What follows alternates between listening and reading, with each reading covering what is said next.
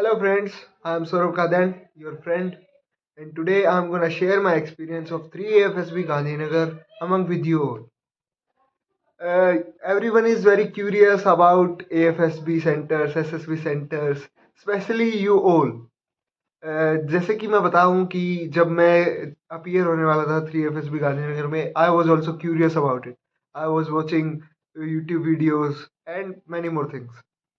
तो हर बंदा किसी न किसी प्रकार से क्यूरियस होता है कि हम वहाँ पे जा रहे हैं तो उस जगह की बातें जान लें.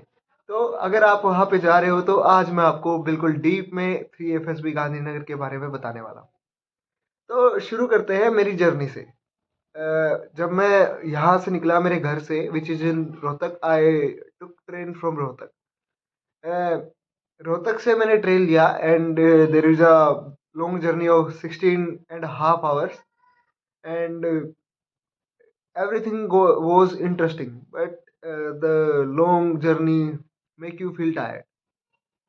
एंड उसके बाद जैसे ही हम रेलवे रोहतक जंक्शन पे पहुंचे, अगर आप भी कहीं पे जंक्शन पे पहुंचोगे तो आपको भी वहाँ पे बहुत से लोग मिलेंगे जो कि वही 3FSB या कहीं और AFSB में जाने लगा रहे हैं. तो I have met with them, few of them become my friends, and I started my journey from there. As I was going alone, and it was my first time in SSB and going alone that much far journey. तो बहुत सी चीज़ें होती हैं जो कि सभी को experience करनी होती हैं और आपको बहुत मजा आएगा वो एक्सपीरियंस करके. मैं आपको बताऊं कि जब हम गांधीनगर कैपिटल, जो कि गांधीनगर का रेलवे स्टेशन है, वहाँ पे पहुंचे तो हम मैं और एक बंदा और जो मेरे को रोहतक जंक्शन मिला था, हमने सोचा कि हम इकट्ठे रूम ले लेते हैं और सुबह हम जल्दी जा पाएंगे. When we go out from Gandhinagar capital, the autos were standing in a queue, and we have taken a auto. अगर आप पहली बार जा रहे हो और आप अकेले जा रहे हो तो मैं आपको सजेस्ट करूंगा कि आप वहां से ऑटो न लें. You just have to go outside the capital and you will get auto in the cheaper rate. जैसे कि वैसे हमें ऑटो वाले ने 200 रुपीज़ बोला था for just 3 kilometer of journey from the Gandhinagar capital. But we bargained, and two-person went in 100 rupees. जैसे ही हम वहाँ पहुँचे एंड हमारे जो मेरे साथ बंदा था, आनंद, he has booked a room in Hotel Kalsh. But the interesting part was that he has the booking at 5 p.m. and we reached there at 3 p.m. तो 2 घंटे के लिए हमें नहीं पता हमें क्या करना था, तो हमने होटल कलश से पूछा कि क्या हमें अभी होटल रूम मिल सकता है. देन दे सेड नो, हम आपको 5 बजे से पहले कमरा नहीं दे सकते. We do not have empty room with us. तो we have changed our plan. And अगर आप जा रहे हो वहाँ पे तो you will find many hotels, but the जिस होटल में आप रुकने वाले हो वो थोड़ा रीजनेबल प्राइस का हो तो अच्छा होता है. तो हमने सोचा कि इधर उधर कोई और होटल देखते हैं. तो फिर इधर उधर देखा, हमने ऑटो वाले भैया से पूछा कि यहाँ पे रीजनेबल प्राइस में कौन सा होटल मिल सकता है. Then he took us to the sector 16, which is not too much far from the FSB. And जैसे ही हम वहाँ पे पहुँचे तो उसने बताया कि यहाँ पे होटल गोकुल है and you will visit there. एक आपको रीजनेबल प्राइस में दे देगा. And he said that you will get room in 800-900 rupees only. But जैसे ही हम upstairs, when we went upstairs, तो वहाँ पे जो होटल, जो भी वहाँ पे मैनेजर थे जिनसे हम बात की, तो वो बोले 1100 ओनली.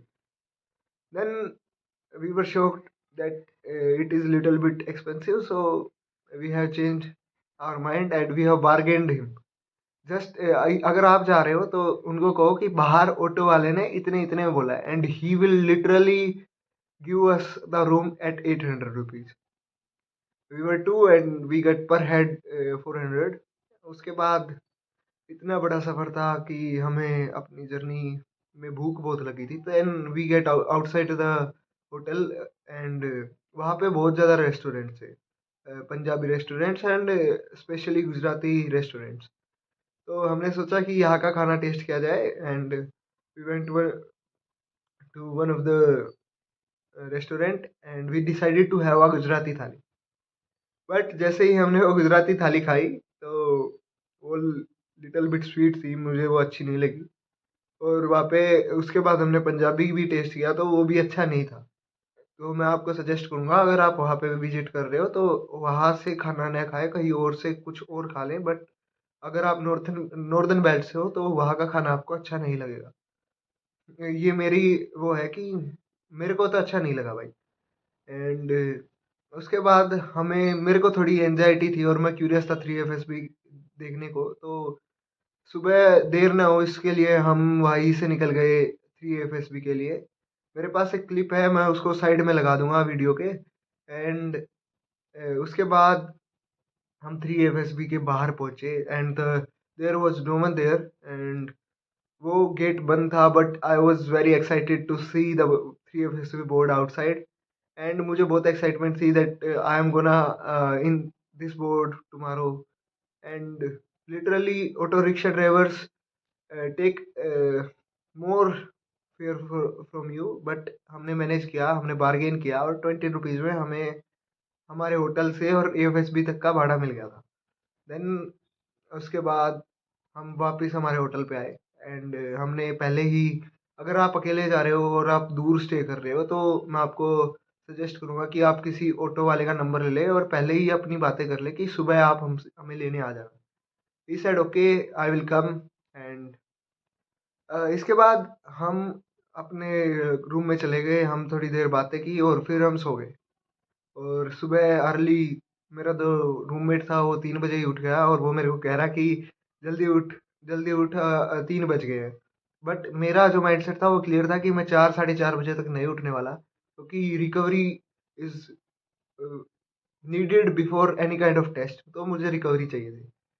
तो जैसे ही मैं उठा, after taking shower and we get ready, I will put my photo if I have, मैं आपके सामने पुट कर दूंगा कि जो मैंने ड्रेस पहनी थी उस दिन। एंड उसके बाद हमने हमारे डॉक्यूमेंट्स दोबारा चेक किए। अब मैं आपको डॉक्यूमेंट्स के बारे में बताने वाला हूँ इस वीडियो के अंदर। तो ज़्यादा एंक्सियस होने की ज़रूरत नहीं है, documentation is very very easy. And I was also a little bit nervous on documentation, but everything goes very easy. As I was a fresher, तो वहाँ पे हर बंदा आपको इतना प्यार से, इतनी नाजुकता से आपको काम कराता है, बिल्कुल प्यार से। तो चिंता लेने की कोई भी दिक्कत नहीं है। एंड उसके बाद हम ऑटो ड्राइवर को कॉल कर रहे हैं बट ऑटो ड्राइवर ने फ़ोन ही नहीं उठाया। हमने लिटरली 10 बार कॉल किया उसको and he was not answering our call. So we decided to go downstairs. Actually वहाँ पे हम दो ही नहीं रुके हुए थे, there are many other students and the cadets which are going for 3FSB, so we have decided to go downside and to take auto. So वहीं पे एक ऑटो आ ही गया था। And when we asked manager, he said कि यहाँ पे हर सोमवार जब भी AFSB या कहीं पे जाना होता है तो एक ऑटो आ ही जाता है। तो we were not tensed about it. So he charge us 50 पर head to AFSB, and it was a reasonable price at that time. And when we reached AFSB board, which is present in sector 25, and जैसे ही हम वहाँ पे पहुँचे, there was a long queue, बहुत लंबी लंबी लाइन थी, 2 लाइन थी। एंड पहले ही उन्होंने अलग से पेरेंट्स को बाहर ही रख दिया था, मतलब there is a gap of nearly 300-400 metre from the board gate, जहाँ पे पेरेंट्स खड़े थे कि वो उनको वहाँ से आगे आने की परमिशन नहीं थी। और हम भी जाके अपनी लाइनों में लग गए। एंड उसके बाद जैसे ही हम अंदर गए, मतलब जैसे ही क्यू लाइन के अंदर लगे तो वहाँ पे बात स्पीकर चल रहा था और उसमें कह रहे थे कि आपको कौन-कौन से आपके डॉक्यूमेंट सही पे दिखाने हैं। So we have putted our documents outside there, and the documents were Kalap letter, which is necessary. Second is your admit card or UPSC roll number if you are going for FCAT. And third is your photo identity card. Preferably it is Aadhaar card, but you can take any other also. So it was not a big thing for us. And उन्होंने कहा कि आप अपने mobile phones को अभी switch off करो और अपने बैग में डाल दो। Then we went inside the board, and there written Nabam Sparsham Diptam, which also encourages you to join the Indian Air Force. and really the feelings I got at the time was literally positive, and I was very excited to get into the AFSU board to just it was a very exciting feeling. आपको वहाँ पे जरूर जाना चाहिए और you will get excited after it, literally भाई। And उसके बाद हमारे लगेज की चेकिंग हुई, मतलब मशीन से निकाला गया, एंड उसके बाद हमारी लाइंस लगा दी गई, ग्रुप्स बनाए, एंड वहाँ पे हमें कुछ ब्रीफिंग दी गई, जैसे कि आप अपने मोबाइल फोन्स वगैरह सब अपने बैग में ही डाले रखोगे, आपका फाइल फोल्डर आपके हाथ में होगा, आपके पेन आपके हाथ में होंगे। एंड उन्होंने फिर हमें एक लगेज रखने की जगह थी वहाँ पे भेज दिया। वहाँ पे हमारी फर्स्ट नॉर्मल डॉक्यूमेंट चेकिंग हुई, जहाँ पे कई बंदे डॉक्यूमेंट आउट भी हुए। तो अब मैं आपको बता रहा हूँ कि कौन कौन से डॉक्यूमेंट आपको लेके जाने हैं। तो नॉर्मल है, जो पहली डॉक्यूमेंटेशन चेक थी उसमें तो उन्होंने नॉर्मल चेक किए। पहले हमारे हो गए थे admit card, call up letter and Aadhaar card, तो चेक हो गया था। उसके बाद उन्होंने marksheet, journey particulars, passing certificates, और अगर आप 12th अपीयरिंग हो या फिर कॉलेज में अपीयरिंग हो तो वो बोनाफाइड देख रहे थे। अगर आपके बोनाफाइड में कुछ भी दिक्कत थी तो वो आपको अलग से बिठा रहे थे, और आपको उन्होंने बोनाफाइड में कुछ बंदों को डॉक्यूमेंट आउट भी किया। लिटरली भाई डॉक्यूमेंट आउट हुआ, बट उन बंदों को नेक्स्ट डेट दे दी गई कि आप अगली डेट को एसएसबी में अपीयर हो सकते हो आफ्टर कंप्लीटिंग योर डॉक्यूमेंट। सो इतनी कोई चिंता की बात नहीं है, अगर आपके पास डॉक्यूमेंट्स नहीं भी होते तो वो फिर आपको नेक्स्ट डेट दे देते हैं। उसके बाद हमें एक हॉल में ले जाया गया जो कि टेस्टिंग हॉल था। उसमें हमें कुछ ब्रीफिंग दी गई, हमारे डॉक्यूमेंट्स कलेक्ट हुए, जैसे journey particulars, declaration form and willingness. No willingness note was not taken from us there, या और candidate questionnaire was taken to us। ये दो तीन फॉर्म हमसे वहीं पे लिए गए। अगर आपके पास जर्नी पर्टिकुलर्स नहीं भी है तो then they were providing us there. ऐसी कोई दिक्कत नहीं है कि वहाँ पे प्रोवाइड नहीं हो रहा था, वहाँ पे हर चीज़ प्रोवाइड हो रहा था। बिल्कुल बच्चों की तरह रख रहे थे यार। आप अगर आप फ्रेशर हो, जैसे कि हमारा मोस्टली ग्रुप पूरा का पूरा फ्रेशर था, देन उन्होंने हमें लिटरली बच्चों की तरह रखा। एंड उसके बाद हमें ब्रेकफास्ट के लिए भेज दिया गया, and there was a delicious poha and with it was served with tea. We have taken our we have taken our breakfast, and उनको उसके बाद उन्होंने कहा कि अब आप अपने फाइल जो भी फोल्डर होते हैं उनको रैक्स में रख दो। There was racks present there, and हमने वहाँ पे अपने फोल्डर्स को रख दिया। उसके बाद हमारी लाइंस बनाई गई, ग्रुप्स बांटे गए, और फिर हमें चेस्ट नंबर अलॉट हुए। चेस्ट नंबर के अंदर फिर वे चेस्ट नंबर, अगर आप ये सोच रहे हो कि किसी भी ग्रुप में हम लग जाएंगे, अगर हमारे फ्रेंड्स हैं और हम लाइन के अंदर उनके साथ हैं तो हम एक चेस्ट नंबर से मिल जाएंगे, बट ऐसा नहीं था। They were providing chest numbers by list. They have made a list. मैं मेरे दोस्त के साथ लाइन में लगा हुआ था, but we got different groups. Literally we have a difference of his chest number was 24 and mine was 92। तो बहुत बड़ा डिफरेंस था। और उसके बाद हमें दोबारा उसी टेस्टिंग हॉल में ले जाया गया, एंड हमारी पहली टेस्टिंग स्टार्ट हुई, जो कि थी OIR रीजनिंग टेस्ट। और जो एसेसर सर थे, ही वॉज वेरी स्वीट। उसने उन्होंने बहुत अच्छे से ब्रीफिंग दी और एक एक प्रैक्टिस सेट करा। और जैसे ही OIR स्टार्ट हुआ तो पहले हमारे साथ क्या हुआ कि जो पहला वाला OIR था वो लिटिल बिट टफ था, और टोटल क्वेश्चंस 45 थे, and I was not able to complete all of them. I was just able to reach at 39।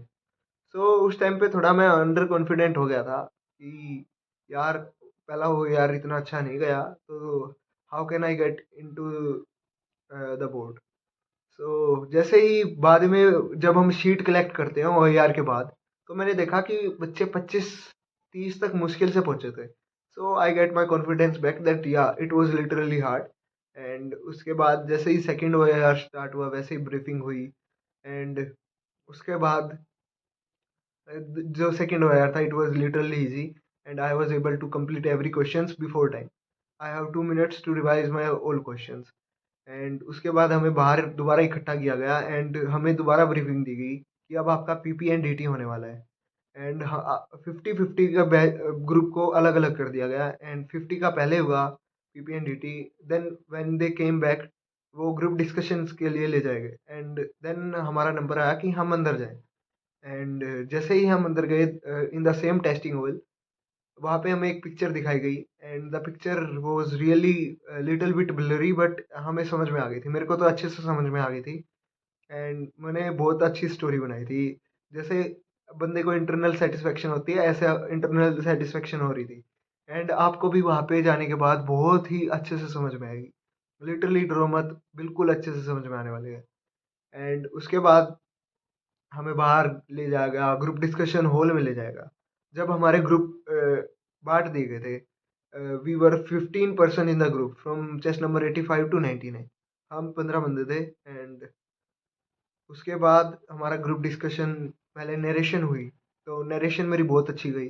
Then group discussion हुआ, और ग्रुप डिस्कशन में मैंने वैलिड पॉइंट्स रखे, बट मैं नॉमिनेट नहीं हुआ। हम सब ने मिलके एक बंदे को और नॉमिनेट किया, बट मेरे को भी सब्जेक्ट हुआ था कि आप भी नॉमिनेट हो सकते हैं, क्योंकि बहुत से बंदे मेरा मेरा चेस नंबर भी ले रहे थे, बट कुछ बंदे 91 का भी ले रहे थे, so we together nominated 91, and हमारी ग्रुप स्टोरी बन गई थी। और उसके बाद हमें वापस वहीं पे इकट्ठा किया गया in that same hall. And उसके बाद एक सर आए, and he have said some words to the people who will not going to be screened in. But I was confident, and you literally you will get confidence after making all of the your test. तो उन्होंने chest number 1 2 3 ऐसे बोला, but मुझे कुछ भी heart beat feelings कुछ भी नहीं हो रही थी। मैं ज़्यादा एंशियस नहीं हो रहा था, मेरे को कॉन्फिडेंस था कि मेरा स्क्रीन इन हो जाएगा, और मैं स्क्रीन इन हो गया। He said chest number 92। I was happy, and फिर हमें लगेज लेने के लिए भेज दिया गया। फिर हम लगेज लेके जैसे ही वहाँ पे पहुँचे, तो वहाँ पे हमारे जो वेट एंड हाइट मेजर की गई। उसके बाद हमें डायरेक्टली सेम टेस्टिंग हॉल में भेज दिया गया विद हमारी जो डॉक्यूमेंटेशन फाइल थी उसके साथ। वहाँ पे हमारे डॉक्यूमेंट्स की वेरिफिकेशन हुई, और वहाँ पे एसेसर्स बैठे हुए थे ऑन डिफरेंट टेबल्स, जो कि हमारे चेकिंग कर रहे थे। और 2 स्टेप वेरिफिकेशन थी। वहाँ पे कुछ भी डरने की बात नहीं थी। वो इतने पोलाइटली हैंडल कर रहे थे। जो जो हमारे डीएसओ सर थे, उस उन्होंने मेरी डॉक्यूमेंटेशन की थी, और he have asked some question from me at that time. और उसके बाद मैं दूसरे टेबल पे गया जहाँ पे सेकंड वेरिफिकेशन होनी थी। सेकंड वेरिफिकेशन के बाद हमें हमारे मोबाइल्स दिए गए फॉर 2 3 मिनट्स, कि आप अपने घर पे अभी बता सकते हो। उसके बाद हम दोबारा इकट्ठे किए गए, we all were gathered together, और हमें बताया गया कि अब आपका पीआईक्यू फिल होगा। सो हमने पीआईक्यू फिल किया, एंड सर ने हमें बहुत अच्छे से बताया कि पीआईक्यू कैसे फिल करना है, यहाँ पे क्या आएगा, यहाँ पे क्या आएगा। गलती से सर ने ये कह दिया था कि यहाँ पे आपके स्क्रीन इन वाले ही चेस्ट नंबर लगेंगे। सो हमने स्क्रीन इन वाले चेस्ट नंबर ही डाल दिए थे। बाद में सर ने उसको चेंज किया, और हमें दूसरे पीआईक्यू फॉर्म अलॉट हुए।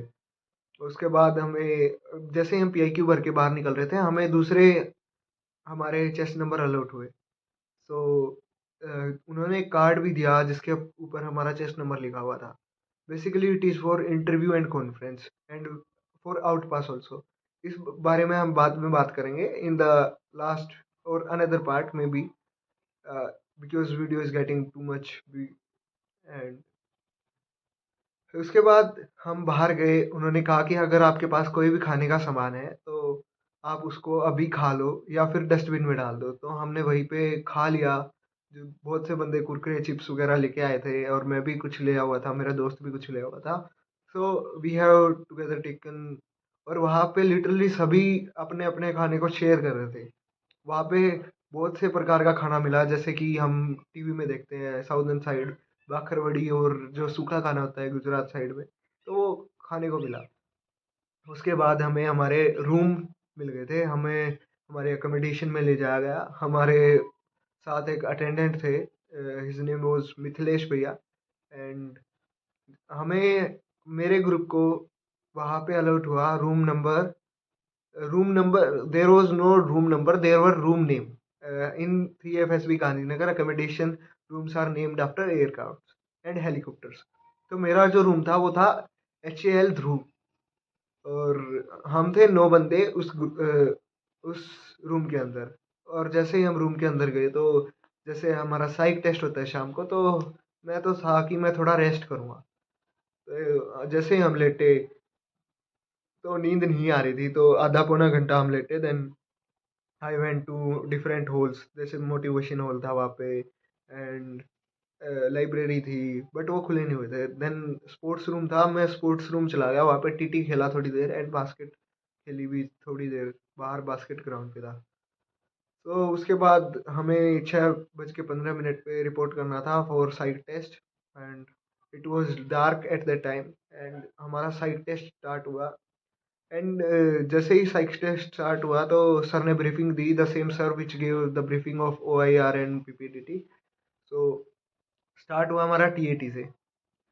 TAT में मेरी पिक्चर्स जो आई थी वो बहुत आसान थी, मतलब मैंने 11 में से 9 पहले ही देखी हुई थी। And 12th picture everyone used to prepare from their home only. Second WAT सभी का अच्छा जाता है मेरे हिसाब से, SRT भी अच्छा गया था। And self description I have prepared from my home.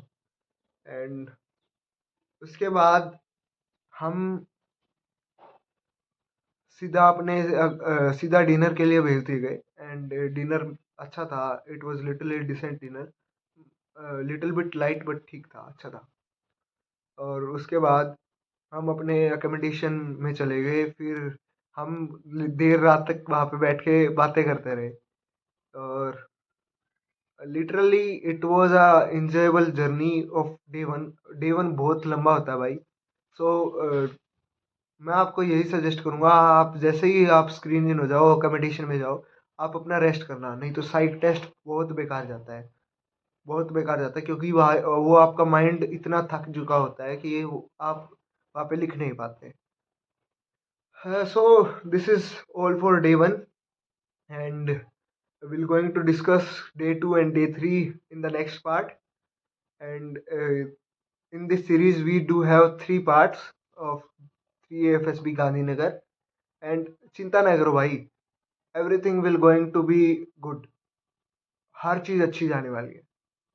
You are not scared about it, do not scare. Jai Hind, जय भारत।